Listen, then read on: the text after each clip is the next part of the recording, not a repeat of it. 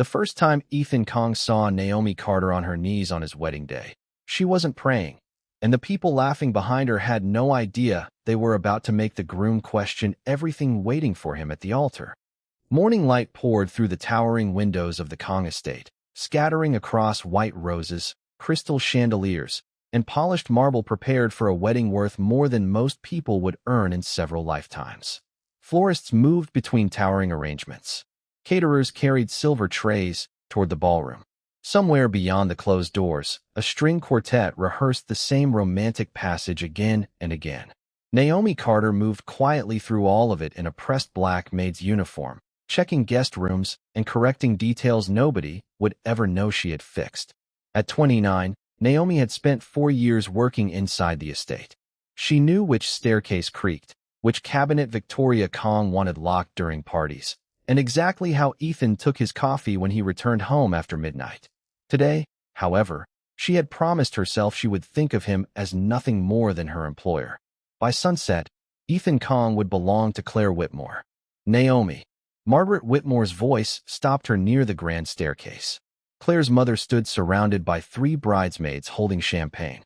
At her feet rested a pair of black leather shoes. Ethan's wedding shoes. One sole was streaked with brown mud. These arrived like this. Naomi looked down. I'll take them to the service room. She reached for them. Margaret moved one shoe away with the tip of her heel. There isn't time. It'll take 5 minutes. Then clean them here. Naomi looked at her. Here. One bridesmaid covered a smile with her glass. Margaret's expression remained pleasant. Surely polishing shoes isn't beyond the responsibilities of a maid. Naomi felt the familiar heat of humiliation rise behind her ribs. She could have answered. For years in wealthy homes had taught her that cruelty rarely announced itself loudly. Sometimes it wore pearls and spoke softly enough to call itself etiquette. I'll clean them, Naomi said, but I can do it downstairs. Margaret glanced toward the ballroom clock. The groom needs them shortly. Here will be fine. Helen Brooks, the house manager, appeared from the corridor. Mrs. Whitmore, I can take care of, I asked Naomi. The emphasis landed exactly where Margaret intended. Silence gathered around them. Naomi understood the choice being offered. Refuse and become the difficult employee on the morning of her employer's wedding. Obey and give Margaret the small performance she wanted. Naomi picked up the cloth and polish from a nearby service cart. Then she lowered herself onto one knee. Cold marble pressed through the fabric of her uniform. Behind her, champagne glasses touched. Imagine, one bridesmaid whispered, not quietly enough. Cleaning the shoes of the man you're watching marry someone else. Another suppressed a laugh. Naomi's hand stopped. So they knew, or thought they knew. Margaret heard it too. People should understand their place before they become confused by kindness. Naomi slowly resumed polishing the leather. Her eyes remained steady. She would not give them tears. She would not give them anger. Most importantly, she would not give them the satisfaction of believing Ethan Kang had ever promised her anything. He hadn't. Whatever had existed between them lived in quieter places. Midnight coffee, conversations nobody heard, moments neither had been brave enough to name. Other shoe, Margaret said. Naomi reached for it. Naomi. The voice came from above. Everything stopped. She knew that voice before she lifted her head. Ethan Kang stood halfway down the staircase. 38, Korean-American, pale-skinned, dressed in black trousers and a white shirt with the collar still open. He had not yet put on his wedding jacket. His expression revealed almost nothing, but Naomi knew him well enough to recognize the danger and how still he had become. His eyes moved from the shoe in her hand to Margaret, then to the bridesmaids, then back to Naomi kneeling on the marble. Stand up, he said. Margaret gave a small laugh. Ethan, don't be dramatic. Your shoes arrived dirty. Ethan descended another step. I wasn't speaking to you. The laughter vanished. Naomi rose slowly, still holding the shoe. Ethan reached the bottom of the staircase and took it from her hand. Who told you to do this? It doesn't matter. It matters to me. Margaret stepped forward. I did. She's a maid, Ethan. She was doing her job. Ethan looked at her for a long moment. Her job description doesn't include surrendering her dignity for your entertainment. The foyer went silent. Margaret's face tightened. Entertainment? Really? I saw them laughing. Ethan glanced toward the bridesmaids. Their eyes dropped immediately. Naomi should have felt vindicated. Instead, something inside her hurt. Because Ethan was defending her now, when he had spent months allowing an entirely different humiliation to approach in silence. She took off the thin cleaning gloves and placed them on the service cart. "Naomi," Ethan said. She looked directly at him. "Thank you." He seemed surprised. Then she continued, "But you should have said that before someone had to kneel." Ethan froze. Margaret stared at her. Naomi turned and walked toward the service corridor. "Where are you going?" Helen asked softly. "To finish my work." Ethan watched Naomi disappear behind the door. The wedding music continued somewhere in the estate, absurdly beautiful against the silence she left behind. Before we continue, where are you watching from? Drop your city in the comments below. And if you believe dignity should never depend on wealth, status, or the uniform someone wears, hit like and subscribe. Now, back to Naomi. Because Ethan Kang had spent months convincing himself that marrying Claire Whitmore was simply the price of protecting everything his family had built. But as he stood holding the wedding shoe another woman had been forced to clean on her knees, one thought finally became impossible to silence. If reaching the altar required him to become the kind of man who watched injustice happen until it embarrassed him personally, perhaps the greatest mistake of his life wasn't loving Naomi Carter. Perhaps it was believing he could marry someone else and still remain the man Naomi had once respected. 4 years before Naomi Carter was ordered to kneel over Ethan Kang's wedding shoes, she had met him in a room where nobody powerful was supposed to notice her, and somehow he did. Naomi's first night at the Kang estate had begun with rain. She arrived through the service entrance carrying a second-hand handbag and wearing a uniform Helen Brooks had given her that afternoon. At 25, Naomi had already learned the invisible rules of working inside wealthy homes. Never interrupt, never stare, never repeat what you hear, and never mistake politeness for equality. The Kang family values discretion, Helen told her while guiding her through the enormous kitchen. Especially Mr. Kang. "What's he like?" Naomi asked. Helen paused. "Quiet." That was not an answer, and Naomi understood it was the only one she would get. She first saw Ethan near midnight. Most of the estate was dark when Naomi entered the kitchen to finish inventory and found a pale-skinned Korean man in a charcoal suit standing in front of the refrigerator. Blood marked the knuckles of his right hand. Naomi stopped.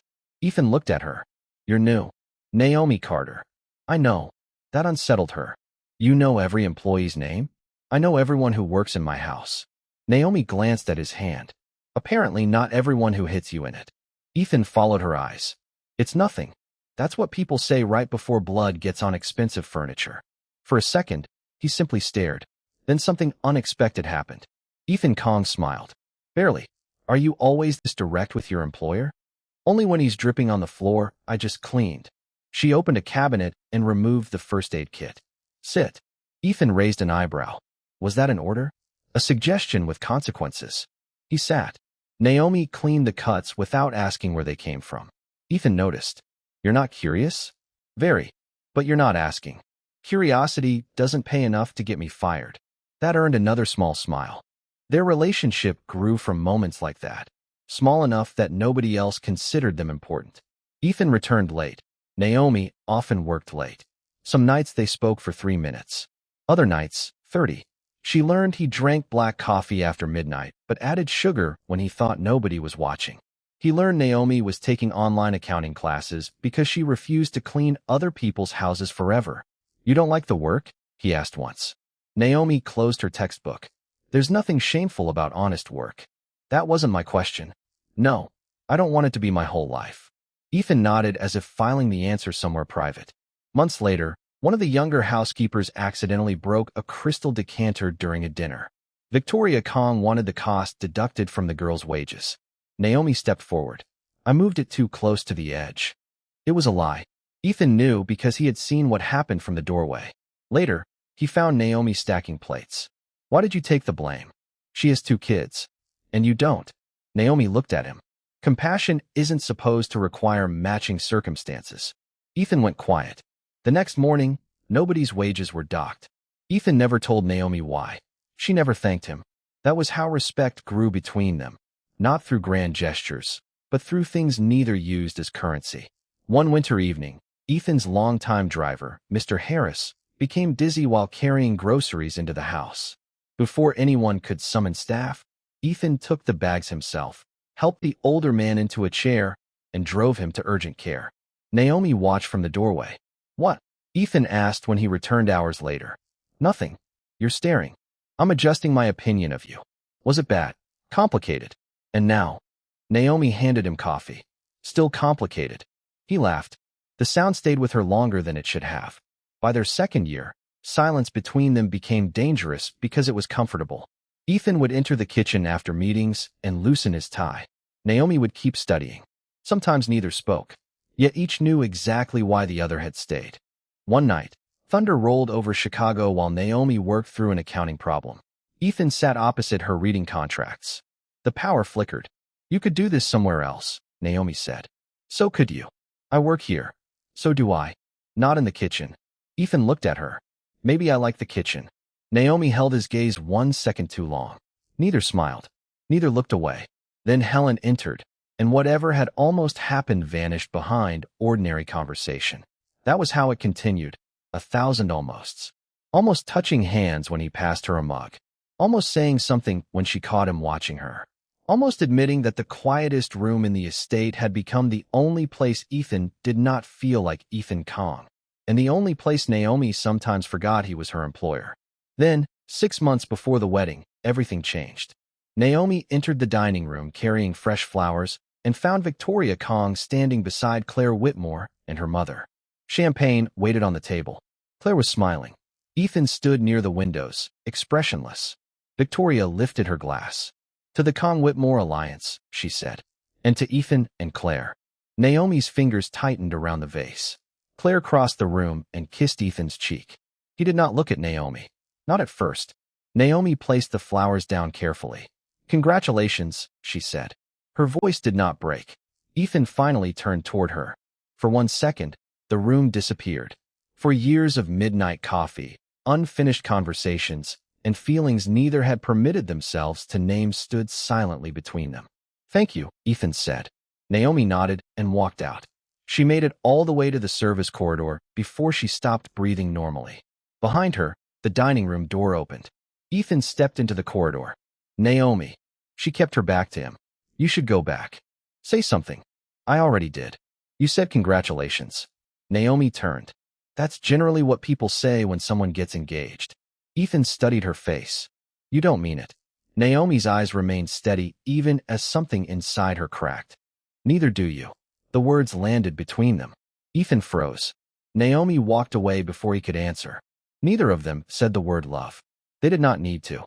And 6 months later, on the morning Ethan was supposed to marry Claire Whitmore, Naomi would remember that corridor while kneeling over his wedding shoes, and realize that the cruelest part was never that Ethan had chosen another woman.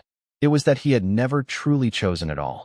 The engagement had been announced as a marriage between two powerful families, but Ethan Kang knew the truth. Everyone at the table had chosen his future except him. 3 weeks after Naomi congratulated him in the service corridor, the Kang estate hosted a private engagement dinner for 30 guests whose combined wealth could move markets. Candlelight reflected across crystal glasses.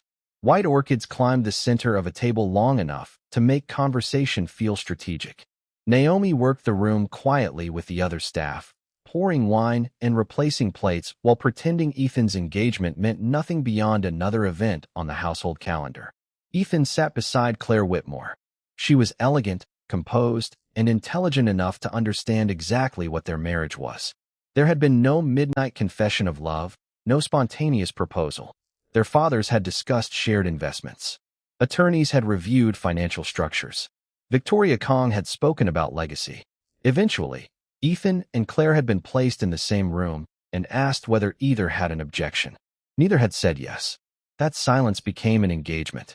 "You look miserable," Claire whispered as photographers were invited inside for several official pictures. Ethan kept smiling. "So do you. I'm better at hiding it. You've had more practice." Claire almost laughed. There was no hatred between them. That somehow made the arrangement worse.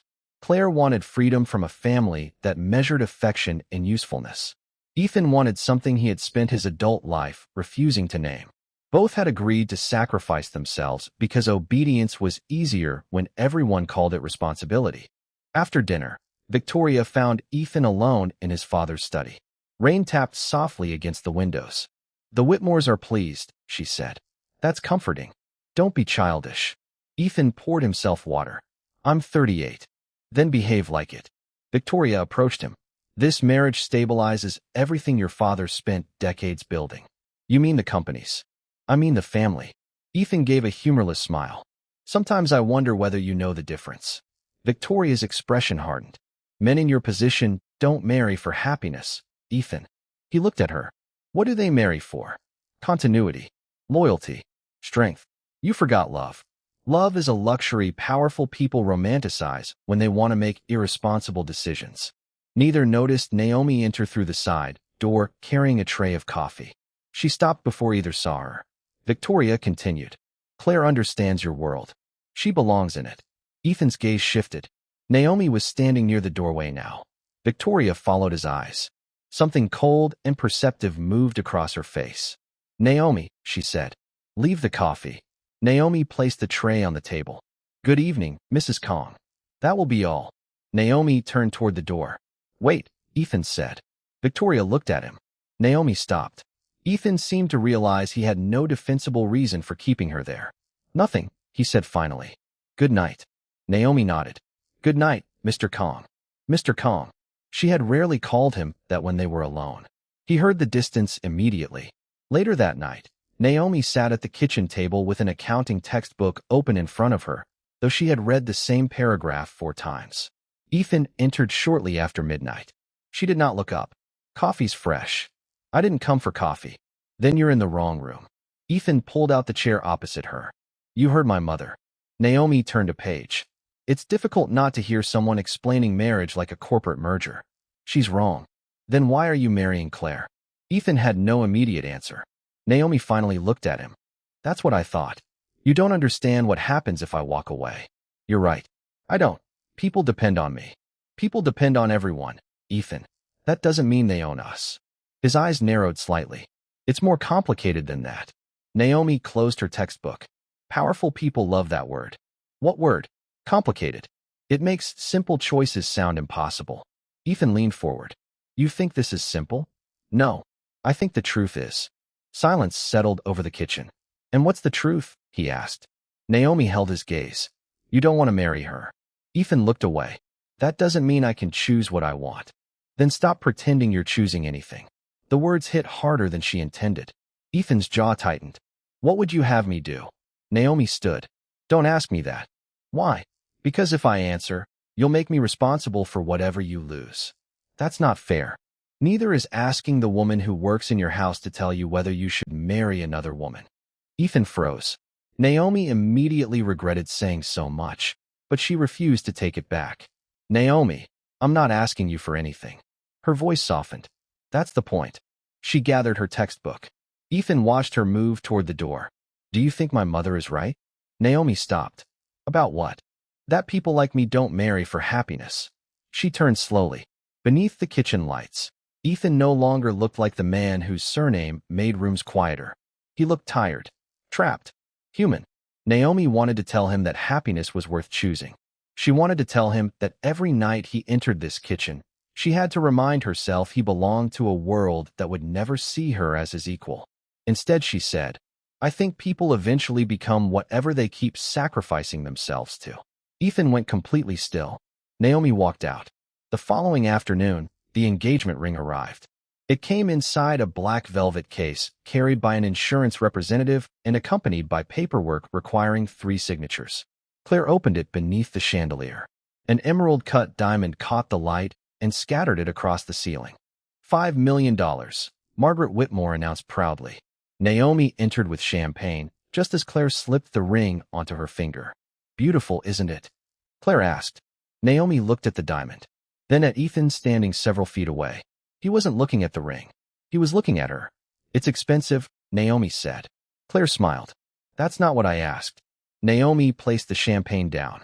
Ethan remembered their conversation from the night before. His eyes stayed on hers. Naomi gave Claire the smallest polite smile. Neither is it. The room went silent for half a heartbeat. Then Naomi walked away, leaving $5 million glittering beneath the chandelier, and Ethan staring at the first symbol of a future everyone kept calling priceless. even though it was beginning to feel like the most expensive thing he would ever lose himself to. The $5 million ring was supposed to prove that Ethan Kang had chosen Claire Whitmore. Instead, it became the first thing Claire noticed whenever Ethan's eyes wandered toward the woman carrying her champagne. In the weeks after the engagement dinner, the Kang estate transformed into a machine built around the wedding. Tailors arrived before breakfast. Florists measured staircases. Security teams reviewed guest lists filled with politicians, executives, and families whose names appeared on buildings across Chicago. Naomi moved through the preparations quietly, determined to make herself invisible. She stopped studying in the kitchen after midnight. She changed her schedule whenever she knew Ethan would return late. If she heard his footsteps in the service corridor, she found another room to clean. Ethan noticed every absence. He never confronted her.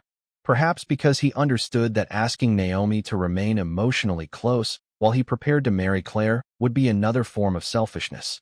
Claire noticed too. One afternoon, Naomi entered the library carrying tea while Claire sat with Margaret and two bridesmaids reviewing reception arrangements.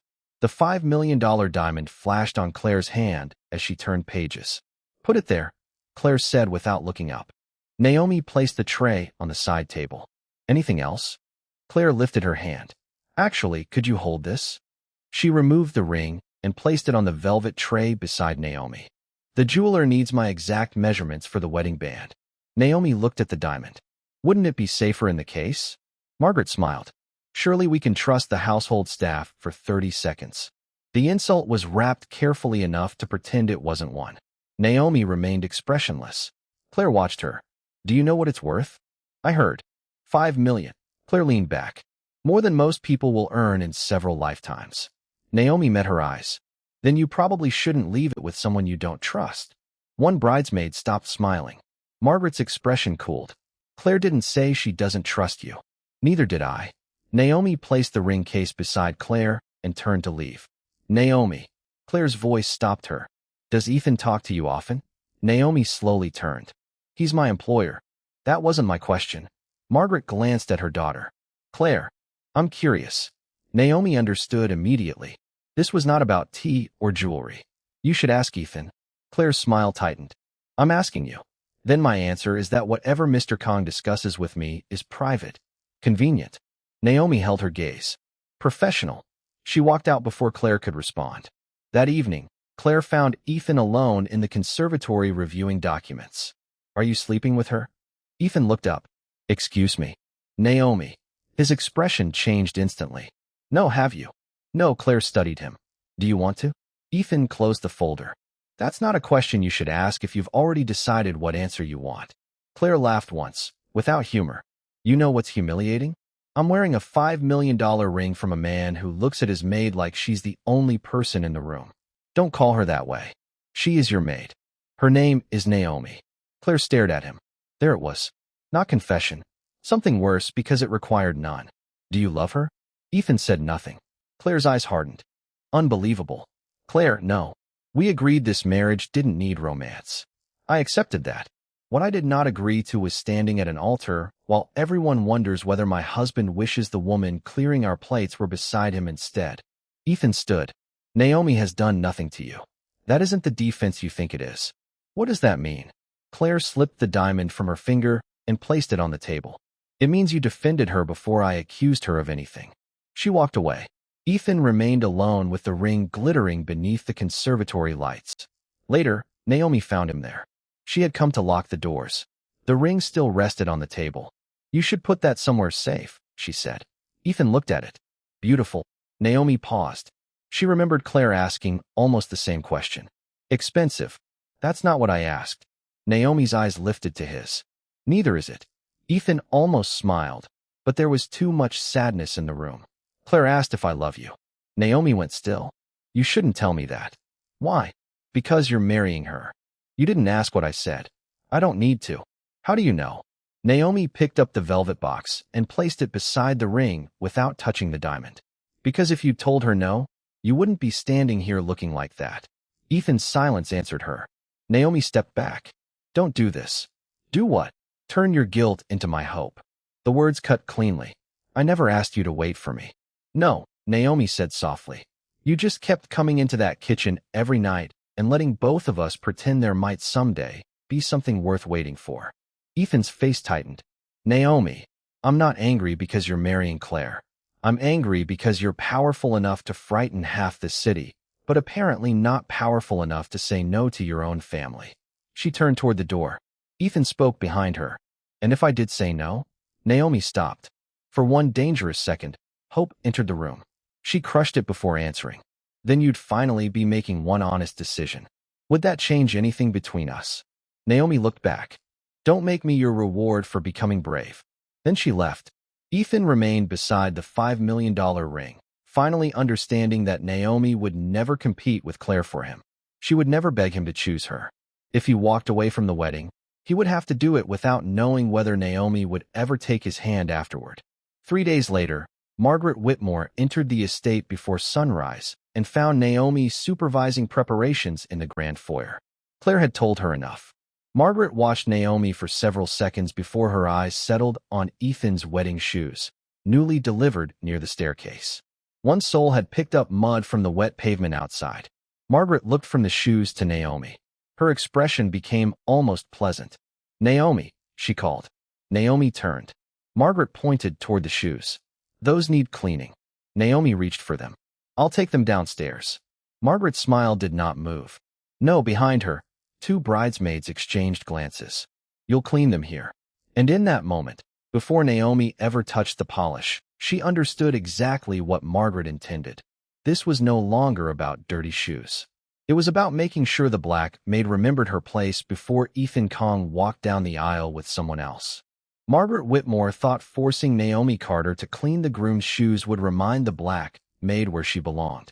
She never considered that Ethan Kang might see the woman on her knees and finally understand how low his own silence had brought him.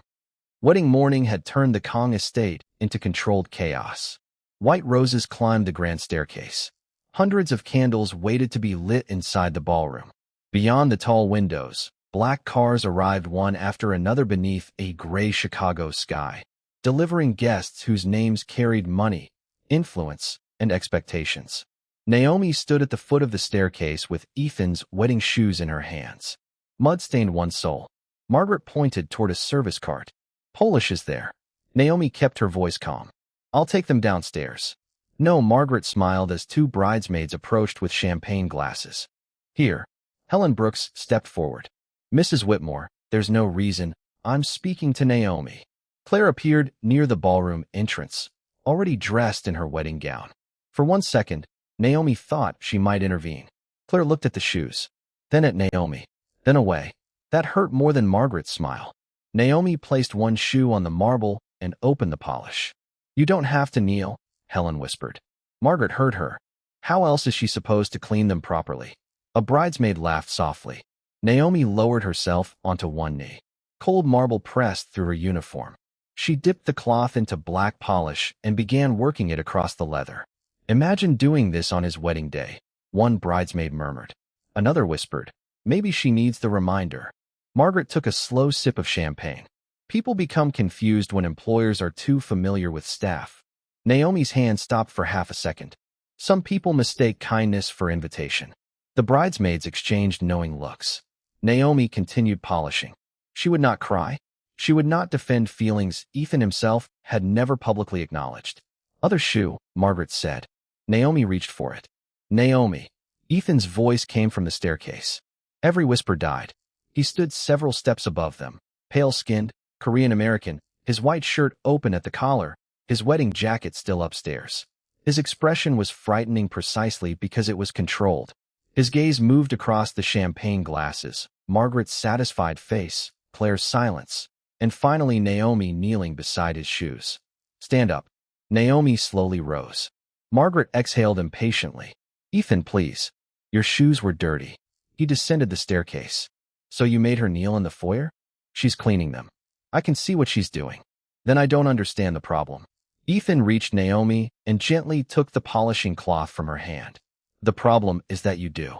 Margaret's smile disappeared. She's a maid. Ethan looked directly at her. Her job description doesn't include surrendering her dignity for your entertainment. The foyer went silent. One bridesmaid lowered her glass. Claire finally stepped forward. Mother, that's enough. Naomi looked at her. Too late. Ethan turned toward Naomi. I'm sorry. Naomi removed her gloves. Don't apologize for her. I should have stopped this. Yes. Ethan froze. Naomi placed the gloves on the service cart. You should have. Margaret stared at her in disbelief. Excuse me. Naomi ignored her. She looked only at Ethan. You want to defend me now because seeing me on my knees made you uncomfortable. That's not why, isn't it? Naomi. You knew what your family thought of people like me before today. Ethan said nothing. You knew how they spoke to staff. You knew how Claire's family looked at me. And you kept telling yourself silence was easier because the wedding was already planned. The words landed harder than shouting could have. Ethan's hand tightened around the cloth. I never wanted anyone to humiliate you. Naomi's eyes remained steady. Intent doesn't erase what you allow. Nobody moved. Even Margaret had stopped interrupting. Naomi looked at the wedding shoes between them. You don't need to rescue me because you finally saw something ugly. I'm not trying to rescue you. Good. Naomi stepped closer, lowering her voice. Then change what you allow. She turned toward the service corridor. Ethan followed. Naomi, wait. She stopped behind the closed service door, away from the guests. I'm canceling the wedding. Naomi stared at him. No, Ethan blinked. No. Don't do that because of me. You think I can walk into that ballroom after this? That's your decision. I don't love Claire. Then why did it take seeing me on the floor for you to remember? Ethan recoiled slightly. Naomi's voice softened, but not enough to protect him from the truth. Don't destroy your life because you saw me on my knees. Then why should I? She held his gaze. Because you finally decided you don't belong on yours. Silence filled the narrow corridor. Ethan looked toward the ballroom doors, where musicians were beginning the final rehearsal. If I walk away, my mother may remove me from the family trust. The Whitmore deal collapses. Hundreds of millions are tied to it. Then understand what you're choosing before you choose. And you? Ethan asked. What about us? Naomi's face changed. There it was, the question she had feared. There is no us until you can make this decision without needing one. Ethan went still. Don't turn me into the reason you finally became honest, she said. You are the reason. Naomi shook her head.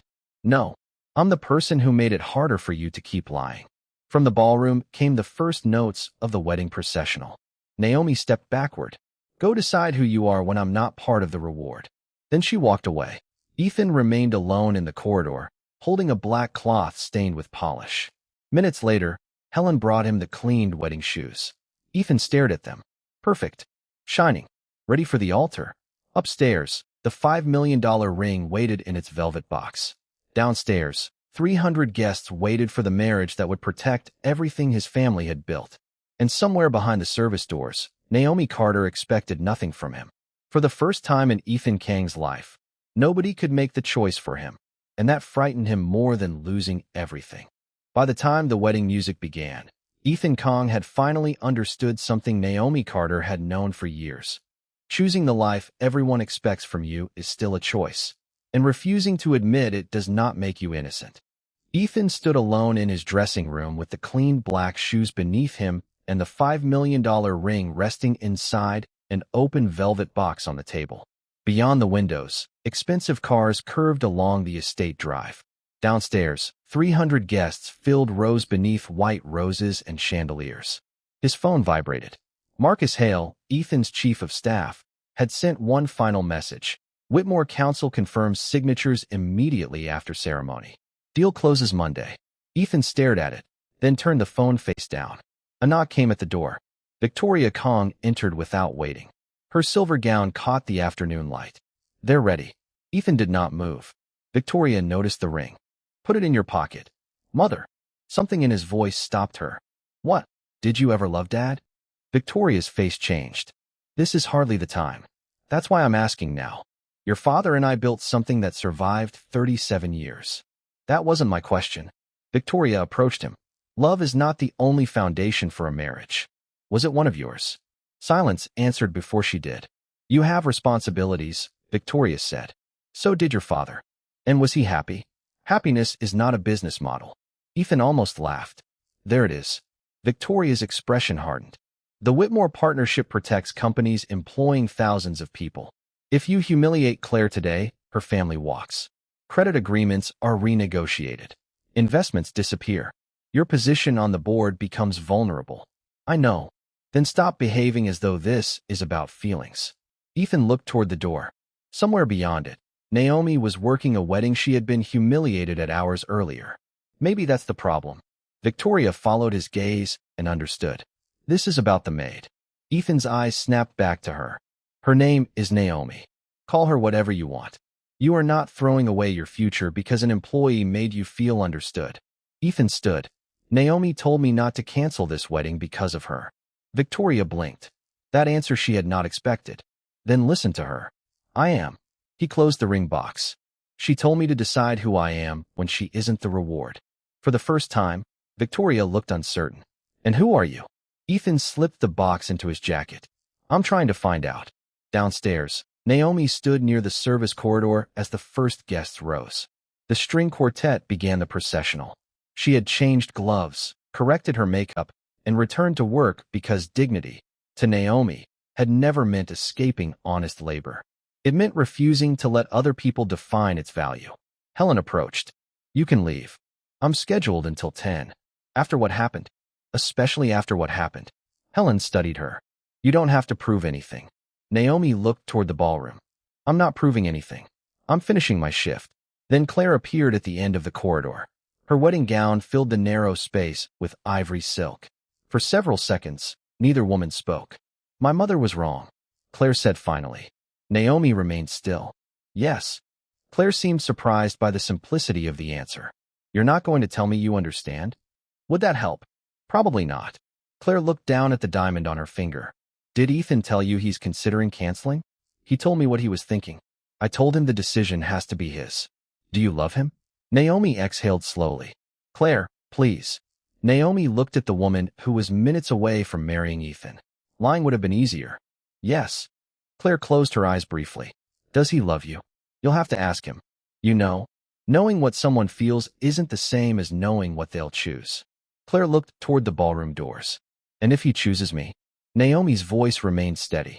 Then I leave this house tonight, and I never interfere with your marriage.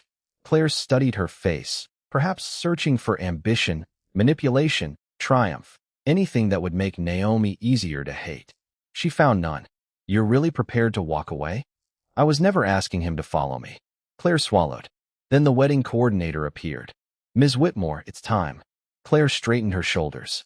Of course. She walked toward the aisle. Naomi turned away before the doors opened.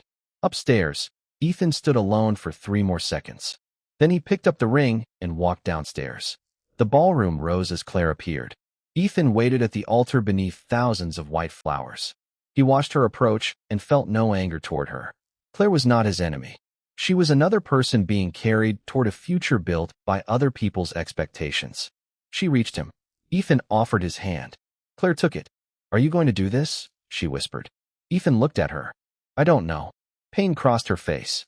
That's a terrible answer to hear at your wedding. I know. The officiant began. Words about commitment filled the room. Ethan barely heard them. He saw his mother in the front row, Margaret beside her, executives whose contracts depended on this marriage. Hundreds of faces waiting for him to perform certainty. Somewhere behind the ballroom doors was Naomi, expecting nothing. The officiant turned toward Ethan. Do you, Ethan Kang, take Claire Whitmore? Ethan looked at Claire. She already knew. He saw it in her eyes. The room seemed to stop breathing. No, Ethan said. The word was quiet. It did not need to be louder. The officiant froze. Victoria stood. Margaret gasped. Hundreds of guests went perfectly still. Claire's hand slipped from Ethan's. Say it properly, she whispered, tears gathering in her eyes. Ethan swallowed. I can't marry you. Claire stared at him for one long second, then nodded with painful dignity. Then you should have been brave enough to say it before I put on the dress. Ethan lowered his head. You're right. From the front row, Victoria's voice cut through the silence. Ethan, think carefully about what you're doing. He looked at his mother. For once, I am. If you walk away from this altar, you lose everything this marriage protects. Ethan touched the Kang family insignia pinned to his lapel. Slowly, he removed it. He placed it beside the $5 million ring box on the altar. Then let it go. The room erupted into whispers. Ethan did not run toward Naomi. He did not call her name. He did not turn his decision into a public declaration of love. Instead, he faced Claire. "I'm sorry." Claire wiped one tear from her cheek. "Don't be sorry that you don't love me. Be sorry it took you this long to respect me enough to admit it." Ethan nodded. "I am." Then he stepped away from the altar alone. Behind the ballroom doors, Naomi heard the rising voices but did not know exactly what had happened until Helen appeared, breathless. He stopped it. Naomi's eyes closed. Not from triumph. From fear. Because Ethan had finally made the honest choice she demanded. And now came the harder question neither of them could escape. Without the wedding, without the alliance, without the excuse of obligation standing between them, would Ethan still choose Naomi when loving her actually cost him everything? Ethan Kang had just walked away from a wedding worth hundreds of millions of dollars. But Naomi Carter refused to let him pretend that losing everything automatically meant he had earned her. The ballroom remained frozen for several seconds after Ethan stepped away from the altar. Then the silence fractured. Guests whispered behind raised hands. Phones appeared despite the no-camera policy. Margaret Whitmore hurried toward Claire, while Victoria stood motionless in the front row, staring at her son as though he had just set fire to the family name. Ethan kept walking. He did not look for Naomi. That mattered. He had heard her clearly. Make the decision without turning her into the reward. Behind the service doors, Naomi stood beside Helen while the abandoned wedding erupted beyond the walls. "He actually did it," Helen whispered. Naomi removed her name badge. "Yes." "Aren't you going to talk to him?" "Not yet." "Why?" Naomi looked down at the black uniform she had worn for 4 years. "Because in about 5 minutes, everyone in that room is going to decide I destroyed this wedding." Helen started to object. Naomi shook her head. "And I'm not staying here while they rewrite his decision into my crime." She walked toward the staff lockers. Across the estate, Ethan entered his father's study and closed the door. Marcus Hale followed seconds later. "Whitmore Council has suspended everything," Marcus said. "2 financing agreements are already under review. Expected. Your mother called an emergency board meeting for tomorrow morning." "Expected." Marcus studied him. "Do you regret it?" Ethan looked through the window at white flowers trembling in the wind. "I regret waiting until Claire was standing at the altar." "That's not what I asked." "No," Marcus nodded. "Then you'd better prepare for what comes next." Ethan turned. "Where's Naomi?" The question escaped before he could stop it. Marcus almost smiled. "There it is." Ethan looked away. "Forget I asked. You canceled a 9-figure alliance, and now you're pretending you don't want to know where she is. I know exactly what I want. Then go get it." Ethan's expression hardened. "She's not something to get." Marcus fell silent. Ethan surprised even himself with the answer. "If Naomi leaves tonight, I let her leave. And if she never comes back?" Ethan looked toward the study door. Then the wedding still needed to end. In the bridal suite, Claire removed the $5 million ring from her finger. Margaret paced behind her. "This is that woman's doing." Claire placed the ring carefully inside its velvet box. "No, Claire, stop." Margaret stared. Claire looked at herself in the mirror, mascara dark beneath one eye. Naomi didn't make Ethan love her. You don't know that he loves her. Claire gave a tired laugh. "Mother." Everyone knew except the 2 people refusing to say it. Margaret's mouth tightened. "That maid humiliated you." Claire turned. "You forced her to clean his shoes in front of people." "I was protecting you." "No. You were humiliating someone you thought couldn't answer back." Margaret went still. Claire pushed the ring box across the vanity. "Return this to Ethan." An hour later, most guests had left. White flowers still covered the ballroom, but without music and conversation, they looked almost funereal. Naomi emerged from the service entrance wearing her own clothes, dark jeans, a brown coat, and the same second-hand handbag she had carried into the estate 4 years earlier. She had packed one small box from her locker. No dramatic resignation letter. No speech.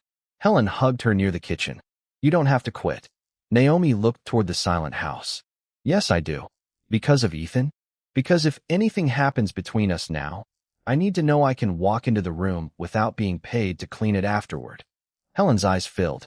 "You were always more than this uniform." "I know." Naomi smiled faintly. "That's why I'm leaving it here." She reached the grand foyer. The marble had been cleaned. Ethan's wedding shoes were gone. For a moment, Naomi saw herself again on one knee while strangers laughed behind champagne glasses. Then she heard footsteps. Ethan stood at the opposite end of the foyer. His tie was gone. His jacket hung open. In one hand, he held the black velvet ring box Claire had returned. Naomi looked at it. You stopped the wedding. Yes. Why? Ethan crossed only half the distance between them. Because Claire deserved someone who wanted to marry her. And because my mother was wrong. Naomi waited. And because you were right. About what? I kept calling my life complicated because I was afraid to admit I was choosing it.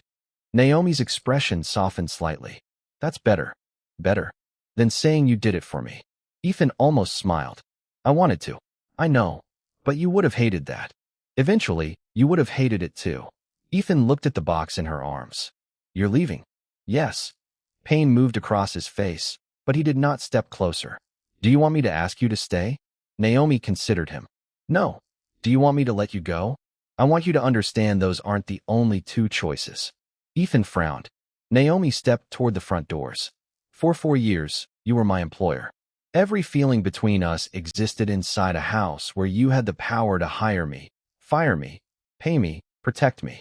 I never used that against you. I know, but the imbalance still existed. Ethan absorbed the words. So what happens now? Naomi looked at him. Now I leave. And after that, maybe you call me. Maybe. And maybe I decide whether to answer. A quiet laugh escaped him. That sounds terrifying. Good. She opened the door. Cold evening air entered the foyer. Naomi. She looked back. Ethan raised the velvet box slightly. Claire returned the ring. Then put it somewhere safe. I don't want it. That's not my problem. What if I wanted to give it to someone else? Naomi's face changed. Ethan immediately realized he had crossed ahead of himself. She walked back toward him until only a few feet separated them. Don't take a symbol of the future your family chose for you and hand it to me like that makes me the better choice. Ethan looked down at the box. You're right. If you ever choose me. Ethan, choose me without comparing me to the woman you didn't marry.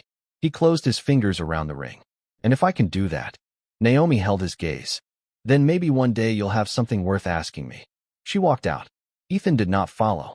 He stood beneath the chandelier while the front door slowly closed, holding a $5 million diamond that suddenly seemed almost worthless. Naomi crossed the driveway alone. No uniform, no employer waiting behind her, no promise that Ethan would ever become part of her future. And for the first time, that uncertainty made whatever might come next honest. But neither of them knew that before the night was over, Margaret Whitmore would confront Naomi one final time in front of the remaining guests, and Ethan would have to decide whether the $5 million ring represented the life he had rejected or the woman he was finally willing to choose without owning. Margaret Whitmore had spent the entire day trying to remind Naomi Carter that she was only a maid. By nightfall, Ethan Kang would place a $5 million ring on Naomi's finger in front of the same people who had watched her kneel, but what Naomi did next would silence them even more. Naomi had almost reached the end of the driveway when headlights swept across the wet pavement. A town car stopped near the gates. She stepped aside, clutching the small box from her locker against her coat. Naomi. Margaret's voice carried from behind her. Naomi stopped. She considered continuing toward the gate. Then she turned. Margaret stood beneath the entrance canopy with several remaining guests behind her. Victoria was there. So were 2 bridesmaids who had laughed that morning. Claire was nowhere in sight. Ethan emerged from the foyer moments later, the black velvet ring box still in his hand. Mrs. Whitmore, Naomi said calmly. I was leaving. After destroying my daughter's wedding? Margaret demanded. Naomi's expression did not change. I didn't cancel the wedding. You didn't have to. You spent years making yourself available to him. Ethan started forward. Naomi lifted one hand without looking at him. He stopped. She wanted no rescue. I worked here, Naomi said. I did the job I was paid to do. Margaret laughed bitterly. Don't insult us by pretending this is innocent. Ethan threw away an alliance worth hundreds of millions because of you. No, Ethan said. Margaret turned. He did it because he finally decided he wouldn't marry someone he didn't love. Naomi's eyes met Ethan's briefly. Margaret pointed toward her. And now what? She becomes Mrs. Kang? Is that the plan? The maid gets the mansion? Naomi's face hardened. I don't want this mansion. Of course you do. Naomi looked down at the cardboard box in her arms. For years of employment fit inside it. An accounting textbook, a coffee mug, 2 photographs with Helen, and a pair of comfortable shoes.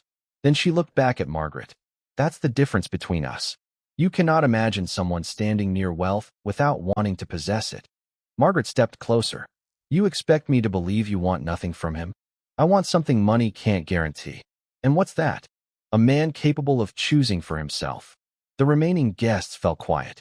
Ethan looked at Naomi as if the sentence had reached somewhere no threat ever could.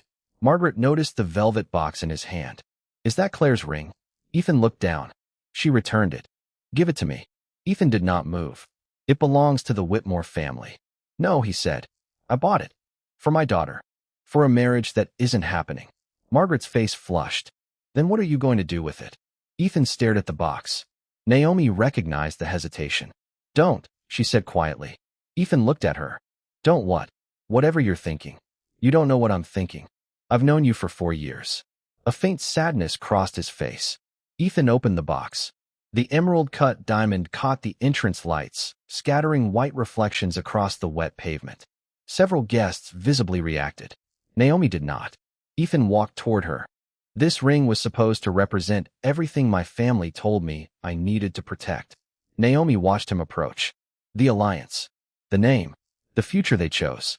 Ethan, let me finish. He stopped in front of her.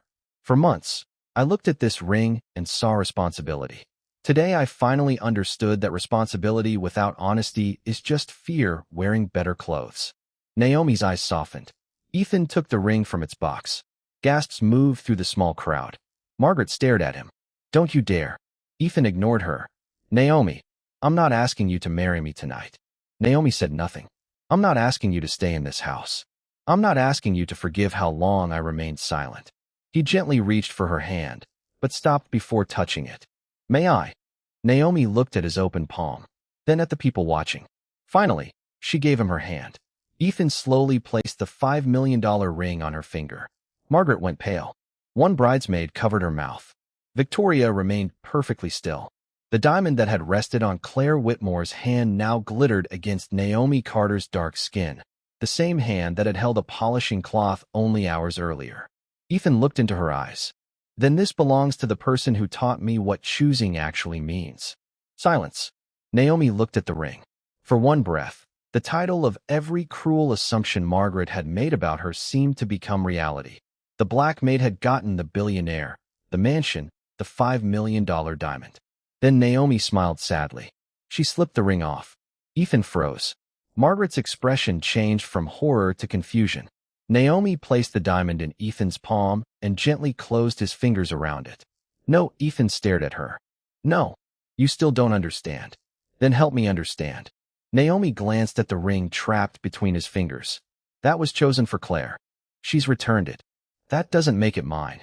It's just a ring. Exactly. Naomi stepped closer. So why are you using it to tell me something you haven't learned how to say, without $5 million attached? Ethan went completely still. Nobody behind them moved. This ring represents the future your family chose for you. Naomi continued. If you're really walking away from that future, don't put its symbol on my hand and call it freedom. Ethan looked down. The truth landed slowly. I thought giving it to you meant I was choosing you. No, Naomi's voice softened. It means you're still measuring choices by what they cost. She touched his closed hand. I don't need the most expensive thing you own. What do you need? Naomi held his gaze. To know that when you look at me, you don't see the maid you rescued from the floor. You don't see the woman who saved you from marrying Claire. You see me. Ethan swallowed. I do. Then prove it without buying anything. Margaret had no insult left. Victoria had no argument. The bridesmaids who had laughed while Naomi polished Ethan's shoes could not even meet her eyes. Naomi stepped away. Goodbye, Ethan. Will I see you again? She looked toward the gates. That depends on who you are when nobody is forcing you to be Ethan Kang. Then she walked into the night. Ethan remained beneath the lights with the $5 million ring in his hand. Hours earlier, Naomi had been the one kneeling while wealthy people laughed. Now every person who had considered her beneath them had watched her refuse a diamond worth more than most homes. Not because she lacked ambition, but because her dignity had never been for sale. Ethan looked at the ring one final time before closing the box. 6 months later, that $5 million diamond would be gone from his life. And in its place would be a much smaller ring, chosen for one woman and one woman only. But before Ethan could place that ring on Naomi Carter's finger, he would have to learn something money, power, and the Kang name had never taught him. How to approach a woman without standing above her, and how to kneel without losing an ounce of dignity. 6 months earlier, Naomi Carter had been forced to kneel and clean Ethan Kang's wedding shoes. Tonight, in a quiet neighborhood restaurant with no chandeliers, no servants, and no $5 million diamond, Ethan would be the one who knelt. And this time, nobody's dignity would be beneath anyone else's. 6 months had changed more than the headlines predicted. The Whitmore alliance collapsed. Ethan surrendered his position on 2 family-controlled boards rather than revive the marriage agreement through another arrangement. Victoria did not speak to him for nearly 7 weeks. The Kang companies survived anyway. Some deals disappeared. Others replaced them. The catastrophe everyone had described as inevitable became something far less dramatic. Consequences. Ethan learned he could live with those. Naomi never returned to the estate. She completed her accounting certification and accepted a junior position at a nonprofit housing organization, where nobody called her Miss Carter while expecting her to carry their coffee.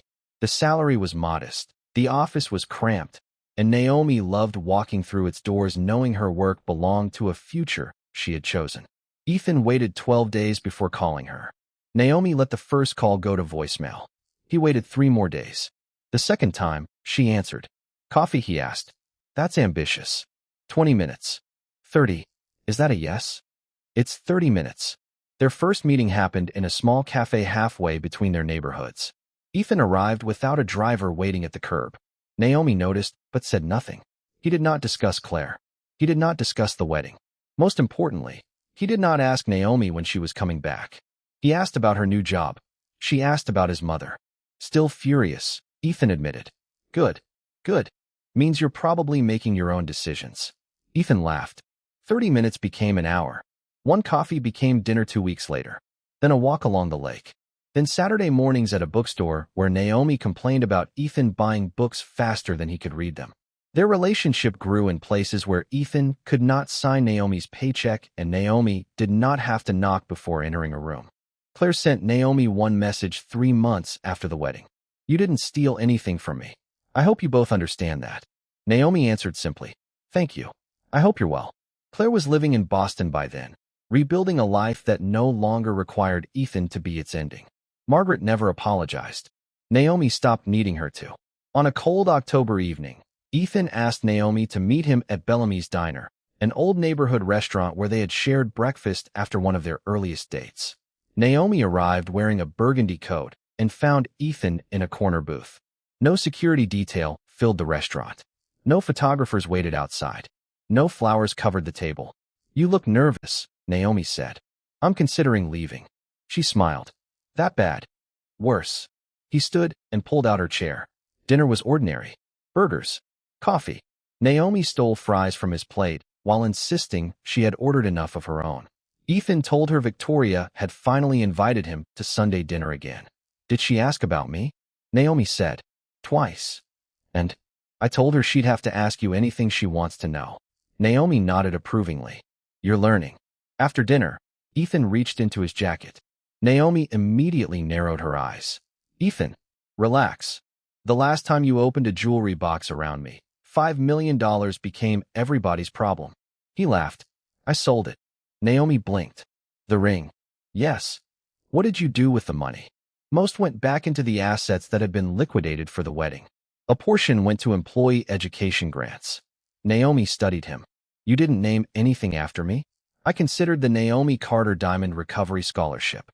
She stared. Ethan smiled. I'm joking. You'd better be. Then his expression changed. He placed a small wooden box on the table. Naomi looked at it, but did not reach for it. This one isn't $5 million, Ethan said. Excellent beginning. It wasn't chosen by my mother. It wasn't selected by an advisor. It doesn't represent a merger, a family alliance, or anything anyone expects from me. He opened the box. Inside rested a simple custom ring, warm gold, an elegant oval stone, understated and unmistakably chosen for the woman sitting across from him rather than for the people who might see it. Naomi's eyes filled despite herself. Was this one chosen for me? Only you. Silence settled around their booth. Ethan stood. Naomi looked up. What are you doing? Something I should have learned how to do a long time ago. Ethan moved beside the table and lowered himself onto one knee. Naomi covered her mouth. 6 months earlier, cold marble had pressed against her knee while people laughed and told her that kneeling proved her place. Tonight, Ethan Kang, the man who had once possessed enough power to make entire rooms obey, knelt without losing anything. Because humility was not humiliation when it was freely chosen. Naomi Carter, he said, his voice quieter than she had ever heard it. I don't want to give you a life. You already built one. Tears slipped down her cheeks. I don't want to rescue you. You never needed rescuing. And I don't want you beside me because you made me brave enough to leave Claire. That decision was mine. Naomi breathed shakily. Ethan continued. I want ordinary mornings. Arguments about coffee. Your textbooks on my table. I want to know who we become when neither of us owes the other anything. He lifted the ring. Would you let me build something with you? Naomi wiped one tear away. Was that your proposal? Ethan looked suddenly uncertain. I thought it was. Naomi smiled through her tears. Then ask me properly. Ethan laughed softly. Naomi Carter, will you marry me? She held his gaze. No guests waiting for an alliance. No mother deciding his future. No employer standing above an employee. Just two people finally meeting on equal ground. Naomi extended her hand. Yes. Ethan slipped the ring onto her finger. This time, she did not remove it. Months later, when Naomi entered the Kang estate again, she wore no maid's uniform. Victoria met her at the door and, after an awkward silence, addressed her by name. Naomi did not need the mansion's approval. She had never needed it. The first time she knelt in that house, people thought it proved she belonged beneath them. In the end, the most powerful man in the room learned that love was never about lifting Naomi to his level. She had always possessed her own. He simply had to become humble enough to stand beside her. And that day, the world remembered what dignity looks like.